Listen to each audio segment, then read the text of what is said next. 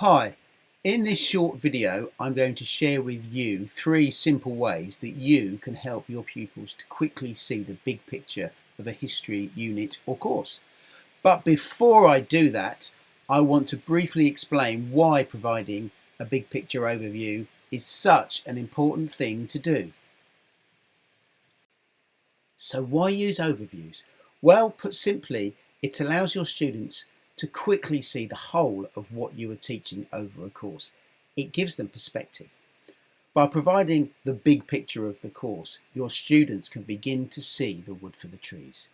They will begin to see what they are studying and they will begin to understand why they're studying it. Dennis Shemelt, famous history educator, berated schools' history that simply teaches topics for providing pupils with a bits and pieces knowledge of the past. He said this adds up to very little. So why not show your classes the whole picture of what you are teaching before and after you dive into the depth? It will give them a better sense of what each lesson is actually about. But you might ask, how might we do this? Well, here are 3 simple ideas for big picture overviews that you could use and adapt to your own lessons and even adapt for your own topics. So here's idea 1. On a really simple level, you can introduce a new unit or topic or theme to a class just by telling them the story of the unit, or better still, getting them to read about the story of the unit. So here is a lovely example from the fantastic history teacher Elena Stevens, who has written this overview story of a diverse medieval unit.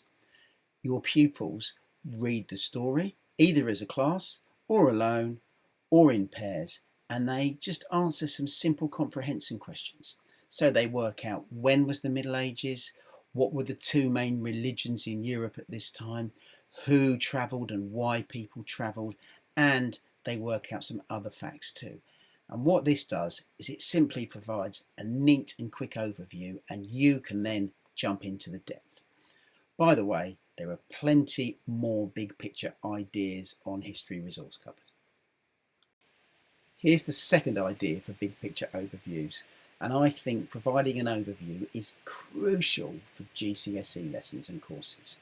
Now, the brilliant Mark Scrooby of Priory School in Lewes planned this, what I think is an absolutely amazing overview lesson for his Germany course and his Cold War course as well.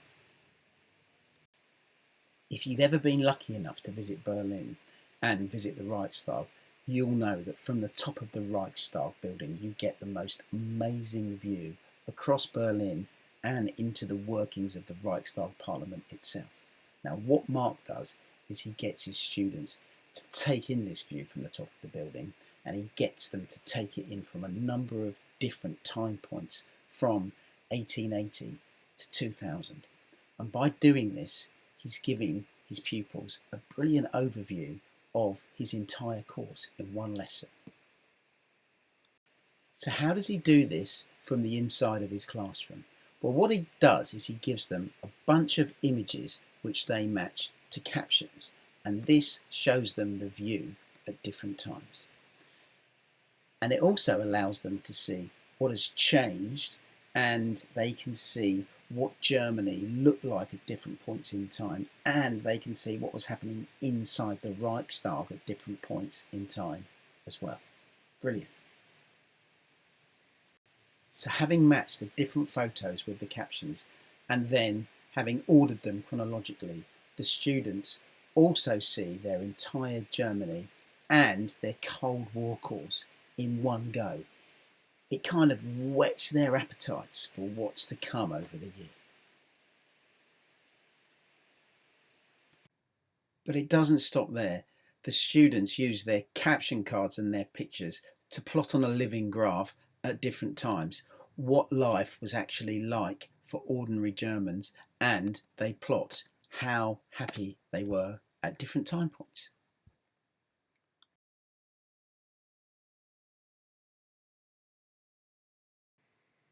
Idea 3 is similar to the last in some ways.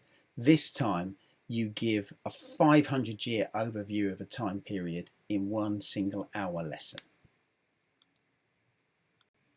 This example gives you a brilliant overview of the period 1500 to 1900, and it focuses on the concept of historical change.